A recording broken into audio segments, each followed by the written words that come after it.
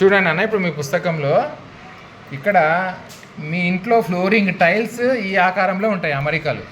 చూడండి, ఈ వైట్ అయినాక మళ్ళీ ఈ కలర్ది. ఇదేం colour? Brown. White brown, white brown, white brown.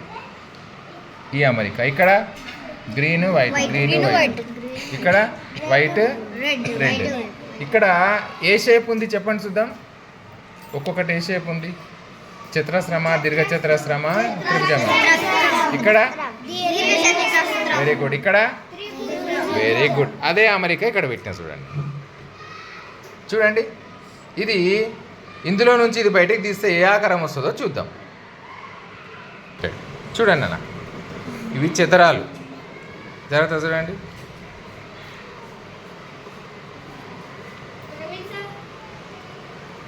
చూడండి, ఇది ఏ ఆకారం వచ్చింది? అన్ని ఇవే చతురాలు. తెల్లవి, నల్లదా? ఇది బ్రౌన్ కలర్ది. ఇవే ఉన్నాయి టైల్స్. ఇది ఏ అమరిక? అన్నీ చతురస్రాకార టైల్స్ ఉన్నాయి. ఇక్కడ ఏం రాస్తారు? అందుకే చతురస్రము అని రాసినాం మనం. ఈ నేల చతురస్రం ఆకారం గల బిల్ల పెంకులతో ఏర్పడింది. అట్లనే ఇది చూడండి, ఇది చూడండి అన్న. నేను ఒక టైల్ బయటికి తీస్తున్నా. చూడండి ఏ ఆకారం ఉందో.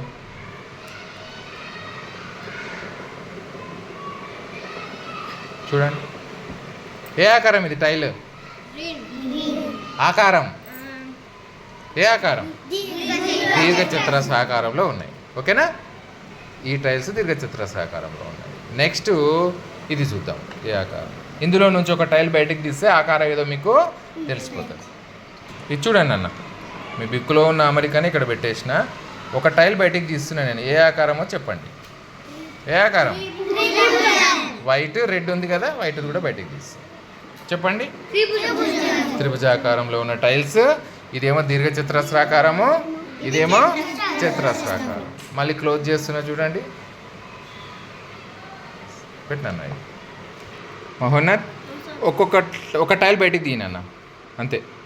Very good. ఇక్కడ కూడా ఒక టైల్ బయటికి తీ. Very good. ఇక్కడ గుడ్. చూడండి ఏ ఆకారాలు ఉన్నాయి. అర్థమవుతుందా ఇప్పుడు మీకు? అర్థమైందా?